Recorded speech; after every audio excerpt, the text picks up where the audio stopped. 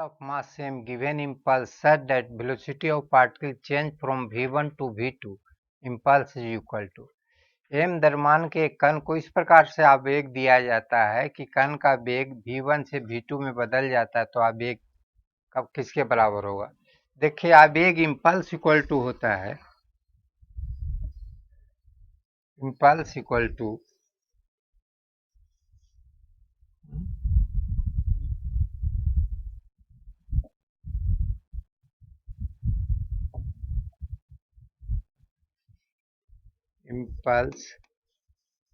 Impulse equal to होता है m v2 minus v1, where m जो है m is a mass and v2 is final velocity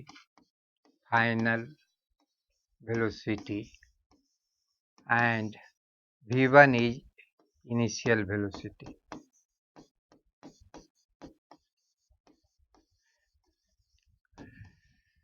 एक particle of mass m अगर impulse जो हो गया, जो हमारा होता है final momentum minus initial momentum, m जहां मास होता है, v वेलोसिटी है, तो option B is correct.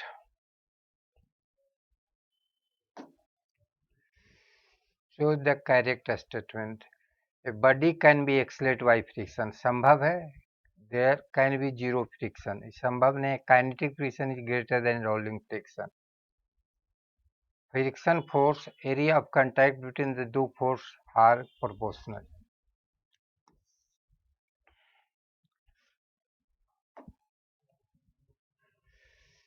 Consider a car which is overturned while taking a turn.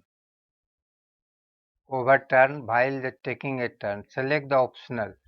Is experienced by the wheel of the car.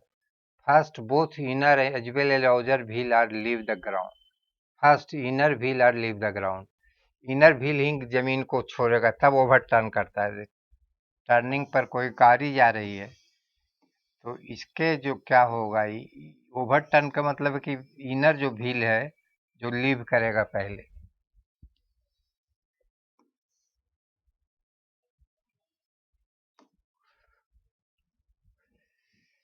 Late two body be mass 2 kg. दो body है जिसका मास जो हमारे पास कहता है कि 2 kg है एंड 5 kg है respectively. Let those body be at rest.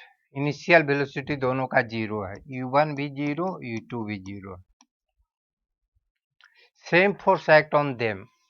Calculate the ratio of time when they are required by the both body reach final velocity. Same दे दिया, फाइनल वेलोसिटी भी सेम है, v1 और v2. और दिया हुआ है कि v1 बराबर v2, मान लेते हैं v दिया हुआ है.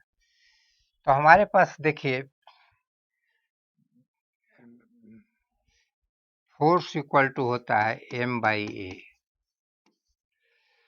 तो इक्वल फोर्स है मास, तो a आ गया हमारे पास, ये पहला का a आ गया f बाई 2, दूसरा का आ गया a2 आ गया f बाई 5. अब हमारे पास पूछ रहा है कि रेशियो पूछ रहा है टाइम का. देख, v जो होता है, इनिशियल वेग 0 है तो v बराबर u प्लस at. इसका मतलब हो गया v सेम होना है, u 0 है तो v बराबर हो गया 0 प्लस at. हो गया. जब यहां से क्या गया, v जो प्रोपोर्शनल हो गया हमारे पास, required body both body time का रेशियो पूछ रहा है. फाइनल वेलोसिटी कांस्टेंट हो गया, तो ए टी जो प्रोपोर्शनल हो गया 1 बाई ए का. तो T1 बाई T2 हो गया A2 बाई A1.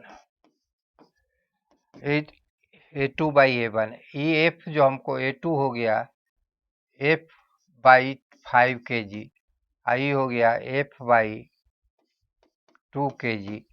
तो 2 ऊपर चला गया तो 2/2/5 का होगा।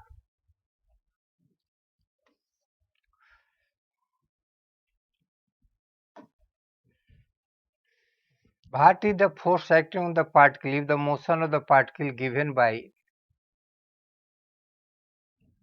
क्या लिख दिया है, by motion of particle by equal to ut, by equal to ut plus half gt square. कहता है what is a force acting on the particle. देखिए यहाँ एक्सलेरेशन जो है ए है, एक्सलेरेशन जी है हमारे पास, तो फोर्स इक्वल टू क्या होता है एम ए, एम जी हो गया force, force equal to M ji.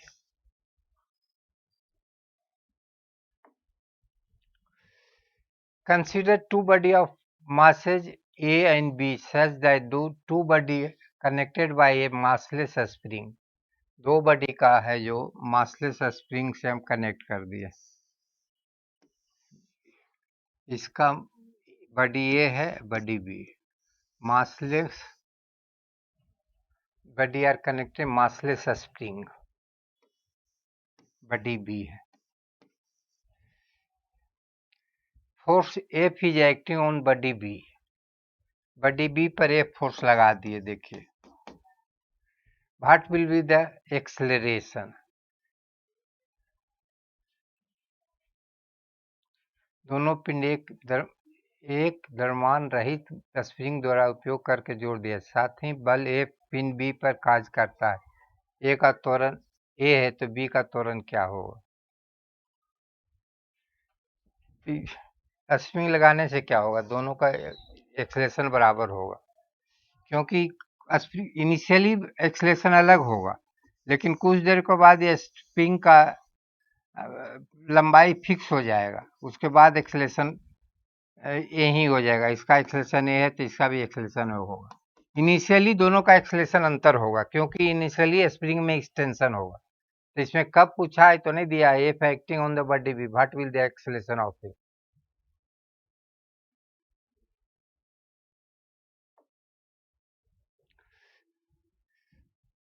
A and B are three body of mass each 2 kg. Those blocks are hanging from a pulley with help of the string. What is the tension produced by the string connecting B and C?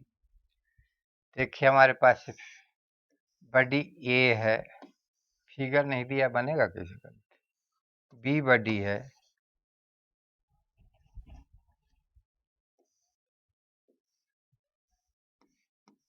A है, B है, ये C है।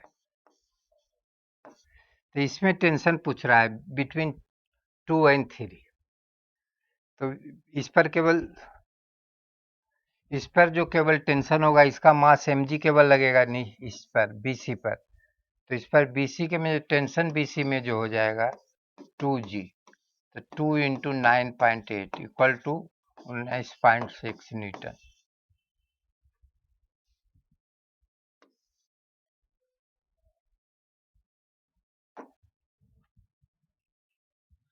Consider mass of 1 kg, 3 kg and 6 kg which connected to each other parallel and horizontally on the table. Calculate the acceleration of the system. G equal to, एक body horizontal table पर रखे हुए हैं, 3 body are connected to each other, दोनों एक body दूसरा है, ये तीसरा बॉडी है, इस पर फोर्स लगा रहे हैं आप और पहले horizontally. Calculate the acceleration connected to each other पहले horizontally. Calculate the acceleration of the body. Consider d equal to 10. Consider 3 mass. कोई एक्सटर्नल फोर्स है ही नहीं, इधर mg है तो ऊपर n है, तो इसका तो दोनों का रिजल्टेंट 0 हो जाएगा। इसका ऊपर mg है ऊपर n है, तो ये दोनों रिजल्टेंट 0 हो गया। इधर से कोई फोर्स लगा ही नहीं रहे हैं, इधर mg है ऊपर n है, ये बैलेंस कर लेगा, इसका क्या हो जाएगा, no acceleration.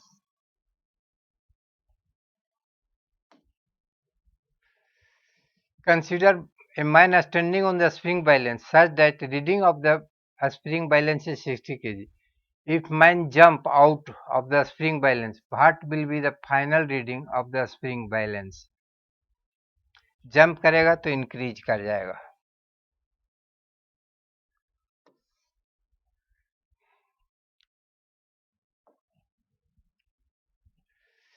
Which of the following should be the constant for body having the constant momentum?